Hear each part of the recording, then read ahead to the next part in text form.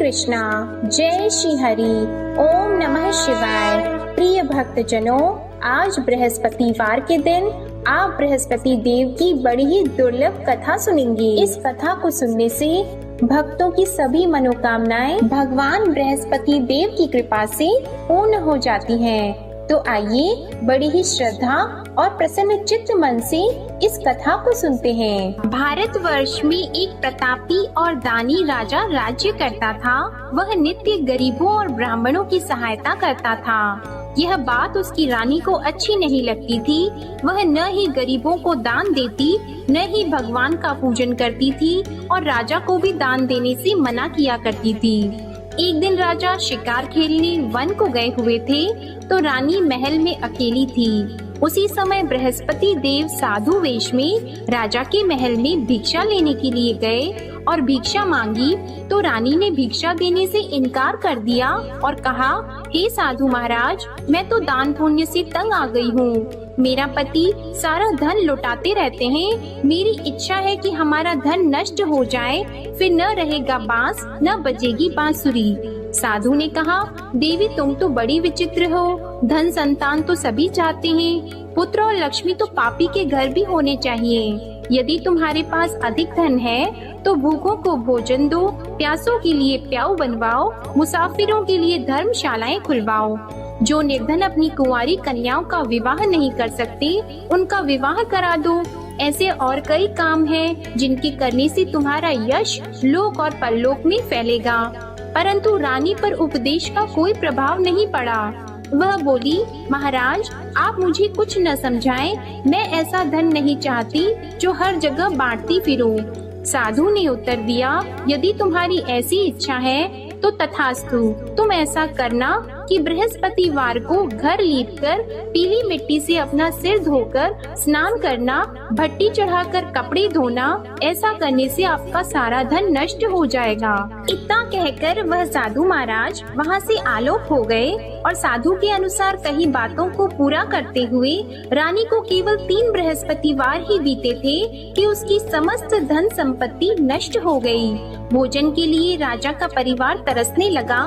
तब एक दिन राजा ने रानी से बोला कि हे रानी, तुम यहीं रहो, मैं दूसरे देश को जाता हूँ क्योंकि यहाँ पर सभी लोग मुझे जानते हैं, इसलिए मैं कोई छोटा कार्य नहीं कर सकता। ऐसा कहकर राजा परदेश चला गया।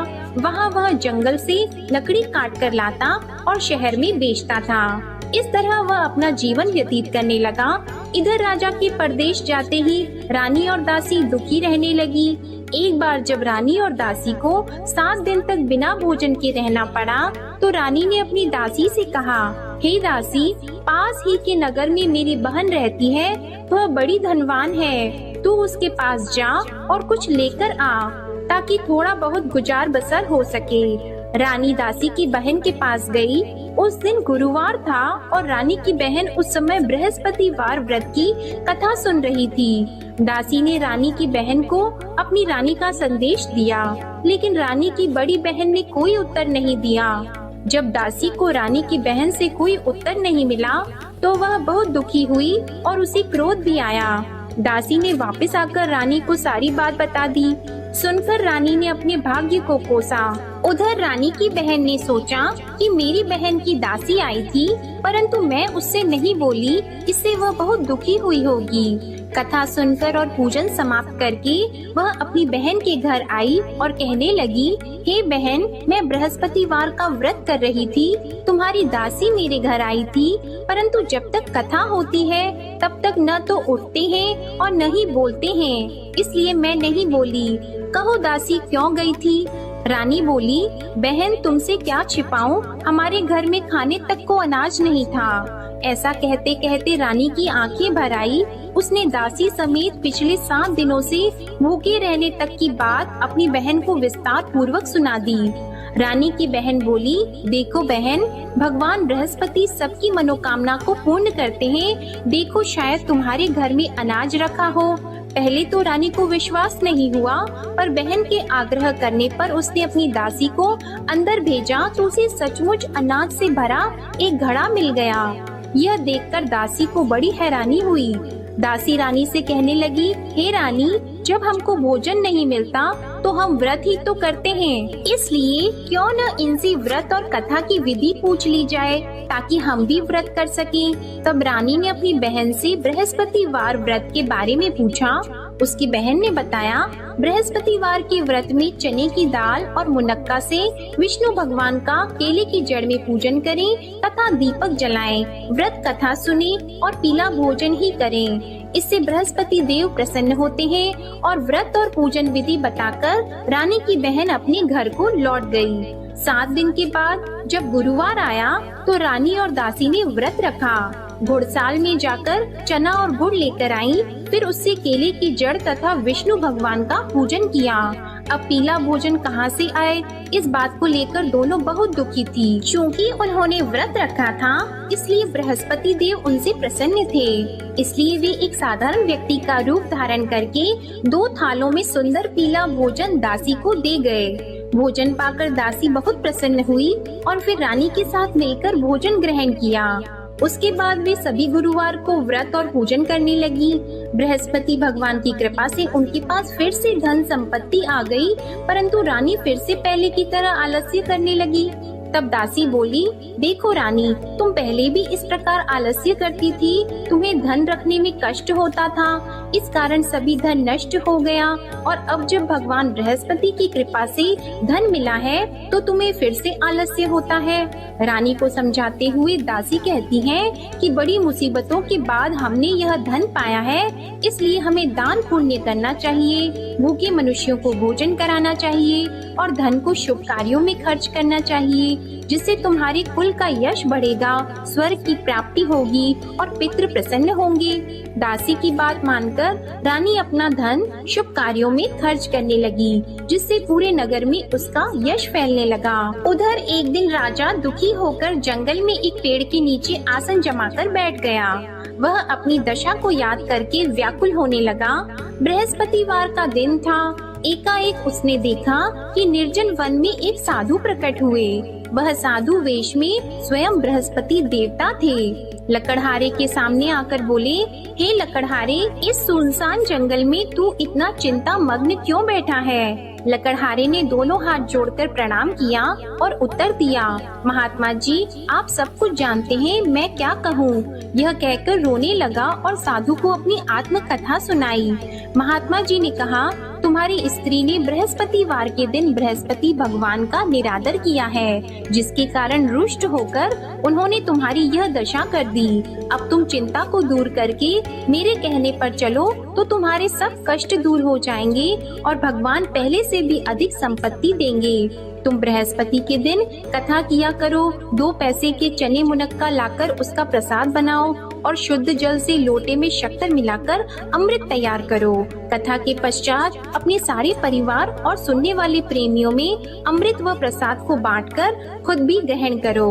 ऐसा करने से भगवान तुम्हारी सब मनोकामनाएं पूरी करेंगे।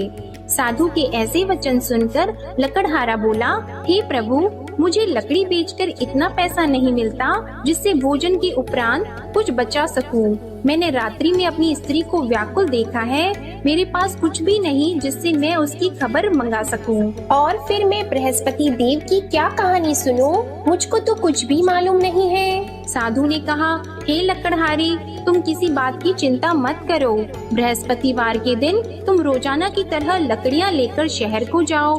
तुमको रोज से दुगना धन प्राप्त होगा, जिससे तुम भली भांति भोजन कर लोगे और बृहस्पति देव की पूजा का सामान भी आ जाएगा। बृहस्पति देव की कथा इस प्रकार है, सुनो। प्राचीन काल में एक ब्राह्मण रहता था।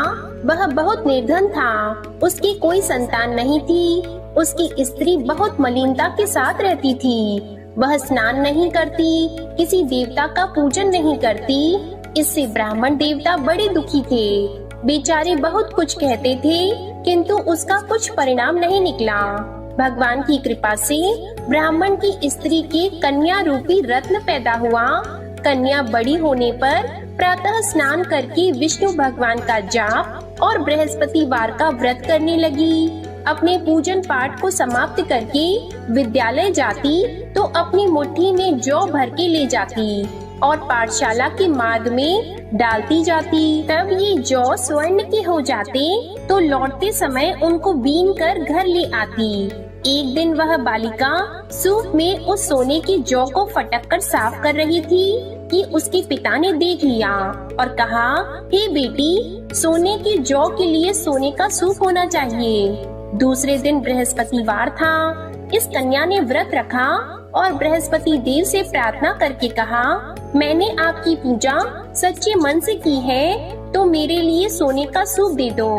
बृहस्पति देव ने उसकी प्रार्थना स्वीकार कर ली। रोजाना की तरह वह कन्या जौ फैलाती हुई जाने लगी। जब लौटकर जौ बीन रही थी तो बृहस्पति देव की कृपा से सोने का सूप मिला।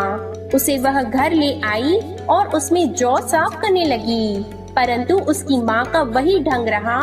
एक दिन की बात है कि वह कन्या सोने के सूप में जौ साफ कर रही थी। उस समय उस शहर का राजपुत्र वहाँ से होकर निकला। इस कन्या के रूप और कार्य को देखकर मोहित हो गया और अपने घर आकर भोजन और जल त्याग कर उदास होकर लेट गया।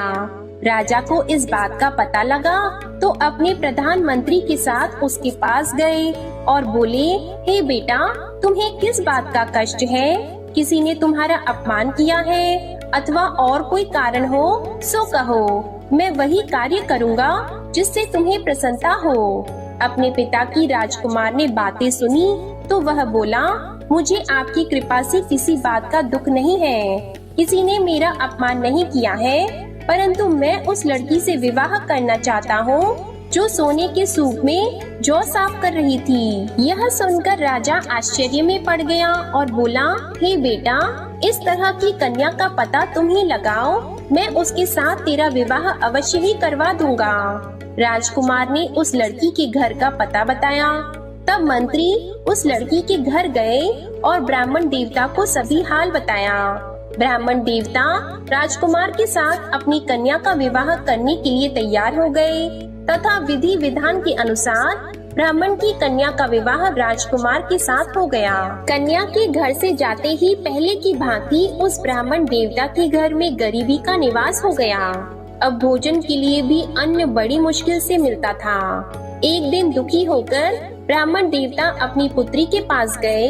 बेटी ने पिता की दुखी अवस्था को देखा और अपनी माँ का हाल पूछा। तब ब्राह्मण ने भी सभी हाल कहा। कन्या ने बहुत सा धन देकर अपने पिता को विदा कर दिया। इस तरह ब्राह्मण का कुछ समय सुख पूर्वक व्यतीत हुआ। कुछ दिन के बाद फिर वही हाल हो गया। ब्राह्मण फिर अपनी कन्या के यहाँ गया और सारा हाल कहा तो लड़की बोली, हे पिताजी, आप माताजी को यहाँ ले आओ, मैं उन्हें विधि बता दूंगी जिससे उनकी गरीबी दूर हो जाए। वह ब्राह्मण देवता अपनी स्त्री को साथ लेकर पहुँचे तो अपनी माँ को समझाने लगी कि हे माँ, तुम प्रातः काल प्रथम स्नान आदि करके विष्णु भगवान का पूजन करो तो सब दरिद्रता दूर हो जाएगी। परंतु उसकी माँ ने एक भी बात नहीं मानी और प्रातः काल उठकर अपनी पुत्री के बच्चों की झूठन को खा लिया।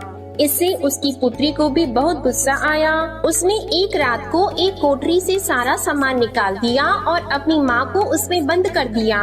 प्रातः उसमें से उसे निकाला तो स्नान आदि करा के पूजा पाठ करवाया तो उसकी माँ की बुद्धि ठीक हो गई।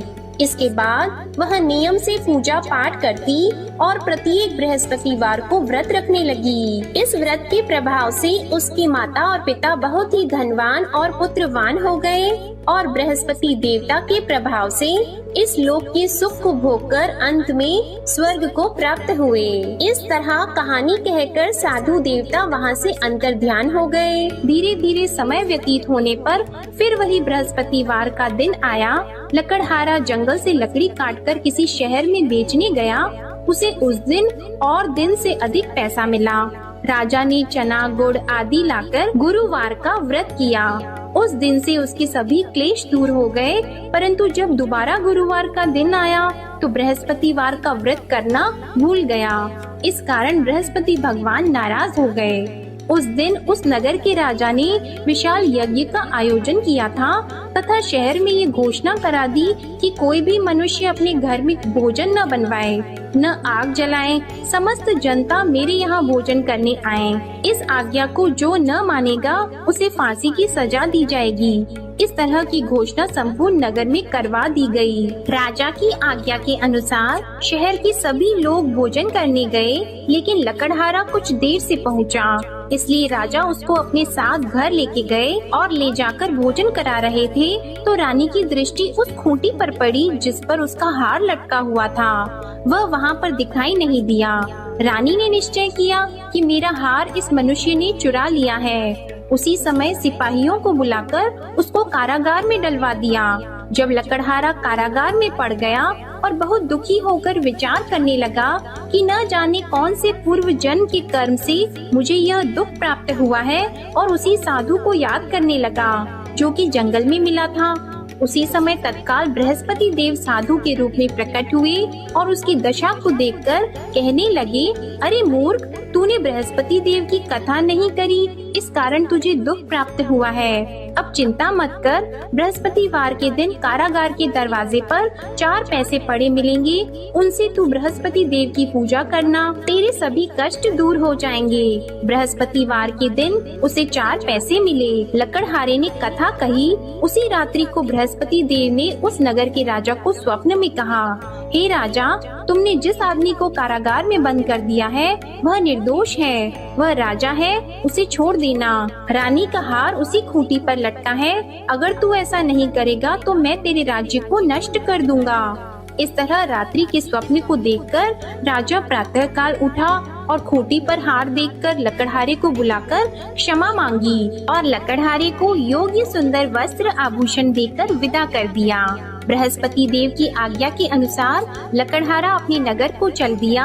राजा जब अपने नगर के निकट पहुंचा तो उसे बड़ा आश्चर्य हुआ। नगर में पहले से अधिक बाग, तालाब, कुएं तथा बहुत सी धर्मशाला, मंदिर आदि बन गई हैं। राजा ने पूछा, यह किसका बाग और धर्मशाला है? तब नगर के सब लोग कहने लगे, यह सब रानी और बंदी के हैं। तो राजा को आश्चर्य हुआ और गुस्सा भी आया। जब रानी ने यह खबर सुनी कि राजा आ रहे हैं, तो उन्होंने दासी से कहा, हे दासी, देख राजा हमको कितनी बुरी हालत में छोड़ गए थे। हमारी ऐसी हालत देखकर वह लौट न जाएं, इसलिए तू दरवाजे पर खड़ी हो जा। आज्ञा के अनुसार दासी दरवाजे पर खड़ी हो गई। राजा आए तो उन्हें अपने साथ लेकर आई। तब राजा ने क्रोध करके अपनी रानी से पूछा कि यह धन तुम्हें कैसे प्राप्त हुआ है? तब उन्होंने कहा, हमें यह सब धन बृहस्पति देव के इस व्रत के प्रभाव से प्राप्त हुआ है। राजा ने निश्चय किया कि 7 रोज बाद तो सभी बृहस्पति देव का पूजन करते हैं, परंतु मैं प्रतिदिन दिन में 3 बार कहानी और रोज व्रत किया करूँगा। अब हर समय राजा के दुपट्टे में चने की दाल बंधी रहती और दिन में 3 बार कहानी कहते।